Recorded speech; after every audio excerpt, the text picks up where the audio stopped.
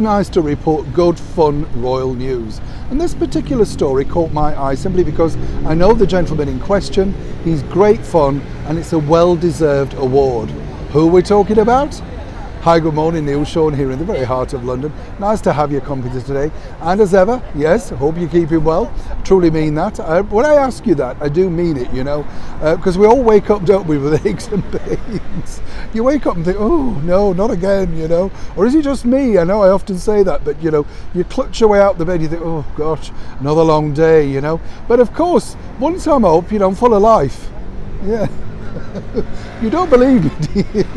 It's a bit like this particular gentleman who I'm about to talk about today, because he's one of my all-time favourites, television star, and of course at 96 years old, the same age as our beautiful monarch, who puts me to shame the way she gets about. Must write in and find out where she got that buggy from. Quite like the idea of that, you know. Don't think I'll ever start walking again if I got one of those. That's the truth, and honestly.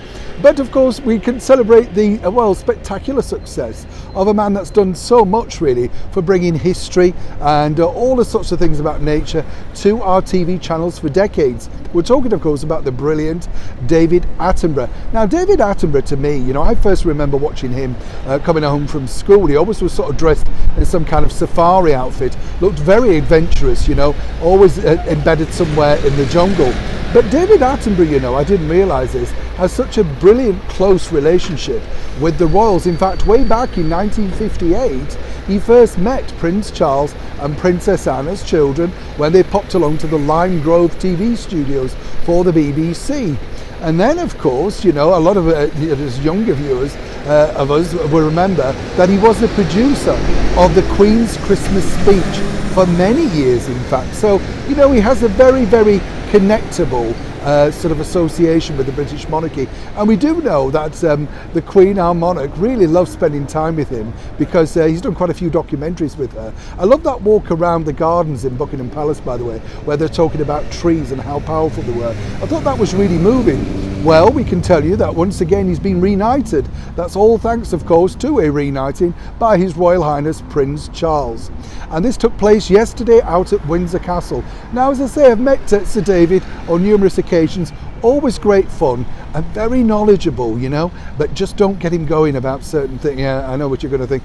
Just don't, you know, oh gosh, you can't escape. A bit like me, you know, talking about old films. But seriously, he's a lovely, lovely bloke. And clearly, he's enchanted the likes of the younger royals, including Prince Louis, yes, naughty Prince Louis, and of course Prince George, who are also very keen to learn about our wonderful planet. So much so that they've been to the palace a couple of times, and of course David's chatted to them about his thoughts for the future. I think what really works for them is, because when you're very young, of course, when you meet anybody who's over like 20, you feel they're ancient, don't you? So I think for George and Louis to be chatting to somebody like Sir David, they must have thought he's been around at least 100 years. Thinking about it though, he really has. Let's all congratulate a truly great man who's done so much for broadcasting and of course raising awareness about our wonderful planet. So after me, thank you so much, Sir David Attenborough. Of course, night now, again, all thanks to Prince Charles. Neil Sean in the very heart of London.